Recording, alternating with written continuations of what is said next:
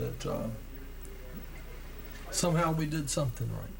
What is with like you, Randy, and the molecule? Oh, it's just it's nothing special about me, Randy, and the molecule. It's just that I know Randy's the only viewer I know we've got, and I know that Randy knows the technical aspects of what's going on. Okay. So, but I'm just saying far more so than I do. Just that we're able to do this, and we're also able to have the molecule as we do and have it show up. You know, I don't think it was ever tried.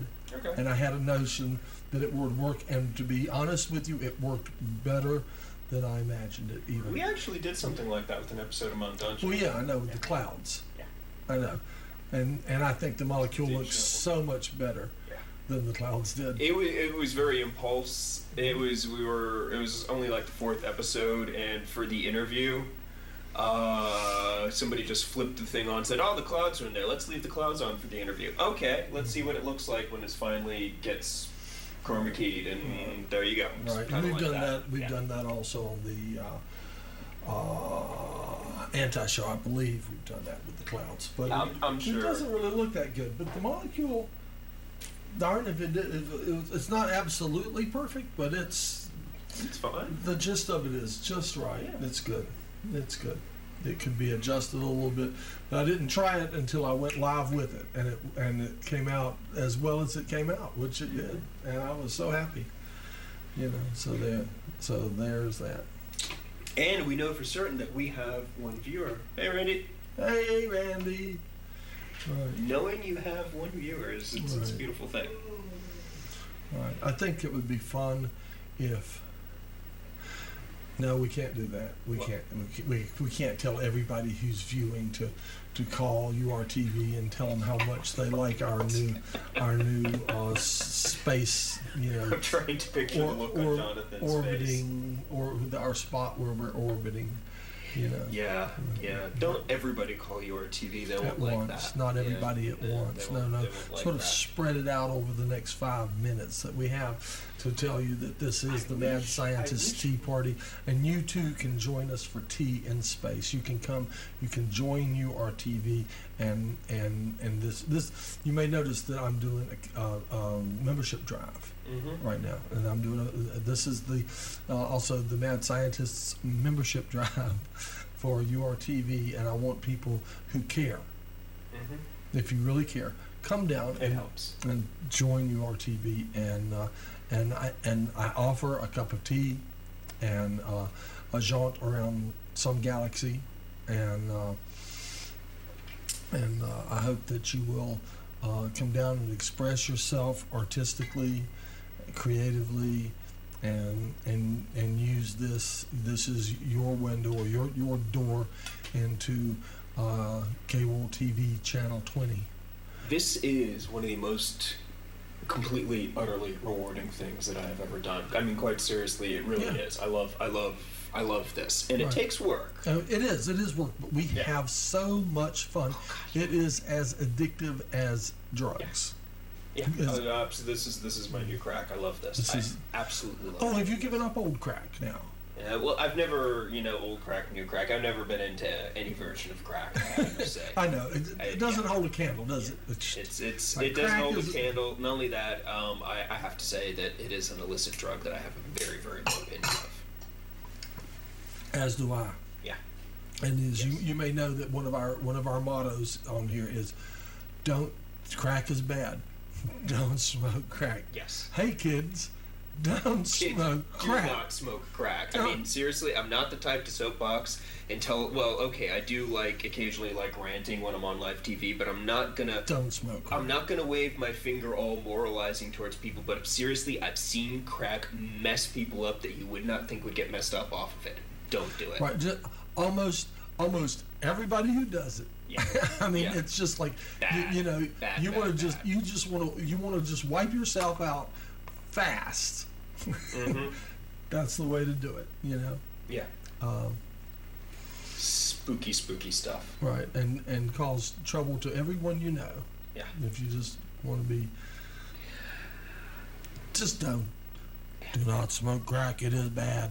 Crack is bad. Don't smoke crack. All the stories I've heard about crack, I've heard, hey, JJ. Hey, crack is bad. Okay. Do not smoke crack. Well, JJ's Have a here, so seat, we'll stop JJ. talking about crack now. I know. Yes. Did you see his new pen? Is what? What is this? It's a pen. Of what? It's a ballpoint pen. Yeah, it's ballpoint pen. Let me sit down and see this Have thing. you seen our new Galaxy? Yeah, I see it right there on top of the moon or something like that. Yeah. No, it's a planet. Is that why you came here? Yeah. Did you see it on TV before you came? No, Oh, you didn't know where we were. I was just at home. You know, Uh-huh. got my car And work you on just, today. and you just walked in and got transported right up here Yeah, to this I beamed myself in. beam. So you beat right. with 2 minutes left to go. Two That's minutes right. left to go. All right, what do we say? As long as there's something moving on the screen and noise coming out of the box, you will sit and watch it. That's right. And everything, if you're looking for something, it's always in the last place you look. And what are some of the other scientifically proven facts? I don't know. Crack is bad. Crack is bad. This show is a habit. Crack is Scientifically bad. proven. I know. If we didn't say anything else today, and if one person didn't smoke crack because they said, well, the mad scientist says don't smoke crack, We made a difference. hey, the whole day has been worth it. If one person has made the decision, well, I was going to go out and smoke some crack, but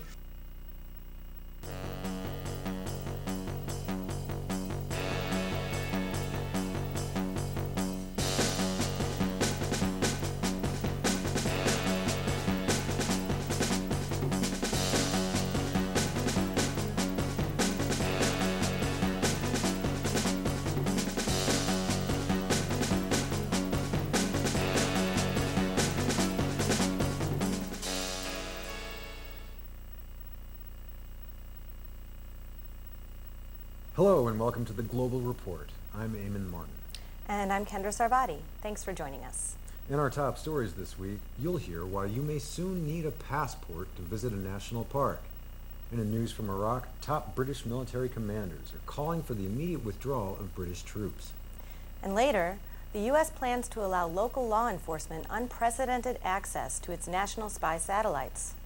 And after 8 years, Chevron will soon stand trial in the U.S. for the murders of Nigerian activists. U.S. citizens may need passports to board domestic flights or to visit a national park next year if they live in one of the states defying the federal Real ID Act.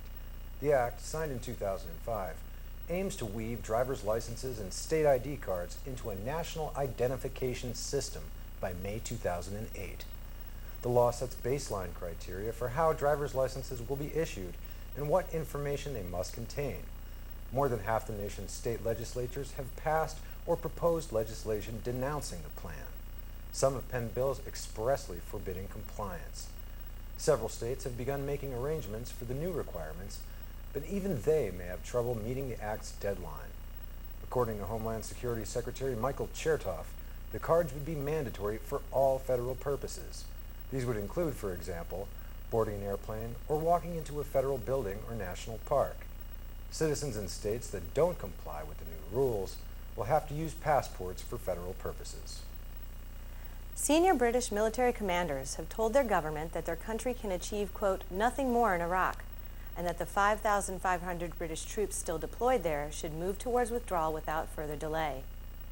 Last month, Prime Minister Gordon Brown said after meeting President Bush at Camp David that the decision to hand over security in Basra province, the last of the 4 held by the British, would be made on the military advice of their commanders on the ground.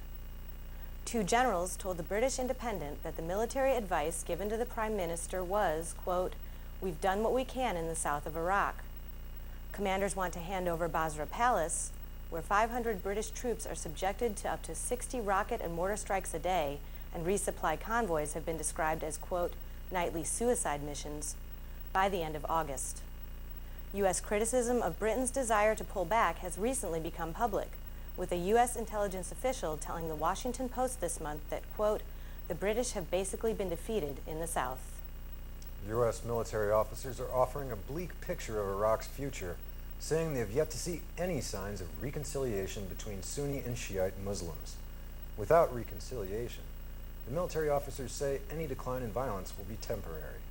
That downbeat assessment comes despite a buildup of U.S. troops that began 5 months ago and has seen U.S. casualties reach the highest sustained levels since the United States invaded Iraq nearly 4.5 years ago. Lieutenant Colonel Richard Welch says reconciliation could take generations. Welch said, quote, "I think we tried to build a house before we built the foundation," adding that the current U.S. strategy is, quote, 4 years overdue.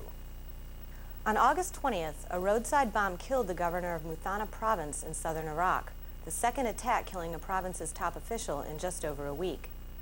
The blast struck the four-wheel drive vehicle carrying Muhammad Ali al-Hassani shortly after leaving his home. Hassani's driver and a guard were also killed, while his office manager and 2 other guards were seriously wounded. A little over 1 week before, a roadside bomb killed Khalil Jalil Hamza, the governor of the southern province of Qadisiyah, and his police chief, Major General Khalid Hassan. Both governors were members of the influential Supreme Islamic Iraqi Council, a group led by the Shia politician Abdul Aziz al-Hakim. U.S. military operations associated with the troop increase in Baghdad have boosted the number of detainees held in U.S. facilities in Iraq. Army Colonel Mark Martins, the top military lawyer in Iraq, says the number of detainees has increased to about 23,000, up 5,000 from 4 months ago. That number